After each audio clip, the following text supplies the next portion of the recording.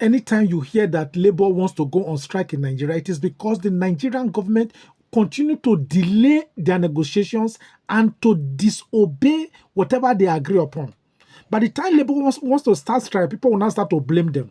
And you now have people like Bayo Onanuga, S.A. Totinubu, who is very rude. He has no sense of diplomacy. Before you know it, he will start to insult Labour, intimidate people and all of that. Insults everybody. As if that is what government is about. Why can't, if the government is saying, okay, oh, it's too much to pay 494,000 naira to workers. What is 494,000 naira in Nigeria today? That is $325. That amount of money will not fuel the vehicles of a minister in Nigeria for a week. That 494 naira. At a time, even the government said proposed 60,000 naira to pay as minimum wage to workers. What is 60,000 naira? 60,000 naira is $39 as salary for a month. Meanwhile, children are paid £102 monthly in the UK just for being children. How much is that in naira? That is 188,000 naira. In Ireland, if you don't have a job, maybe you were working, then you stop working, you don't have a job, there's what they call job seekers allowance. That is, you not get to work. Government will pay you every week 232 euro every month, which means a month is 928 euro. How much is that in naira? 1.4 million naira. Say because you not get work. Welfare. In Finland, every child receives 196 euro until every month till the age of 17. How much is that in naira?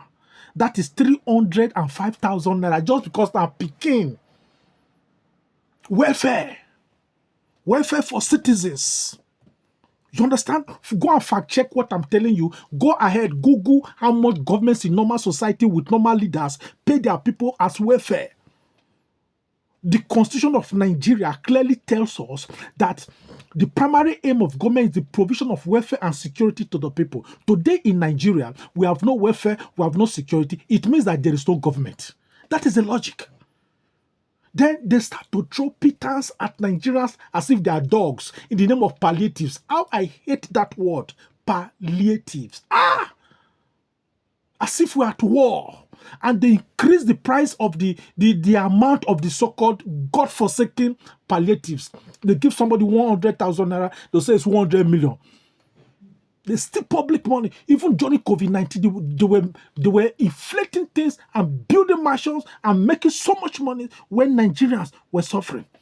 When you see this kind of money that normal societies, they pay their people, it is not happening. I'm talking about payment on planet Earth, not payment in heaven.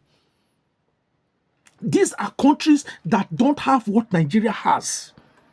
They don't have the natural resources that Nigeria has. The only thing they have is good leadership and people-oriented policies.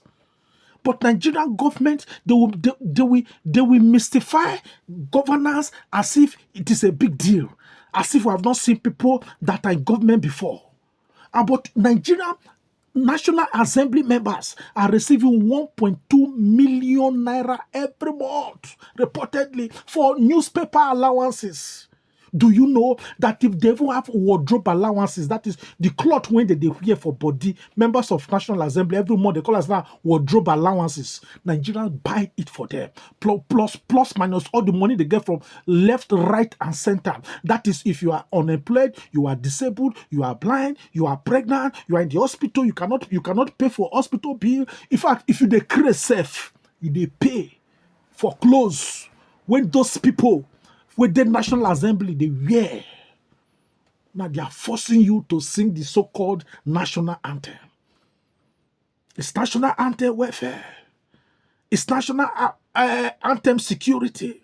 You will not understand how wicked Nigerian rulers or rulers are until you leave Nigeria to see what happens in normal society. You will never understand how wicked they are. They are demonic. Their corruption is demonic. They are not only wicked, they are not only greedy, they are wicked. You will never understand. And that is why Nigerians abroad are even angrier than Nigerians living back home. Because those ones back home, they will attack the activists that is speaking for Nigerians. In fact, they will attack their co-sufferers. And they will say, now so we say, now what thing we go do now? Who tell you? Say you don't know what you need to do. For our country, that country belongs to each and every one of us. You will never understand. Nigerians seem to have conditioned themselves to hardship, as if it is not a permanent way of life. You allow people in government, people that they rig themselves into offices, and their families are now enjoying lives in these very difficult times in Nigeria. I saw the video where to buy a tuber of yam, families can no longer afford it. So market women now slice the yam and wrap maybe 3 slices for people who cannot buy a tuber of yam. In my country, Nigeria. That is the life, that is the country that they have brought. This is their renewed hope. This is the Nigeria of their dreams. Children now go to bed hungry. They now throw pittance at our people like dogs. Palliatives. When normal countries are talking about welfare. And these are the same people you call leader, honorable, excellency, this and that. Oh no. Nigeria Labour Congress, TUC, what you are calling for, when you call for strikes, it is intro. Nigeria does not even need strike. We need a massive revolution that will reset the brain of the country across religion, across tribe. We are too rich to be poor. Nigeria is too rich to borrow. We are too rich to beg. Here is the money. They borrow, they steal, they borrow in our names and they steal in their name. The money corruption. Nigerians must stand up, rise up. It's not about strike.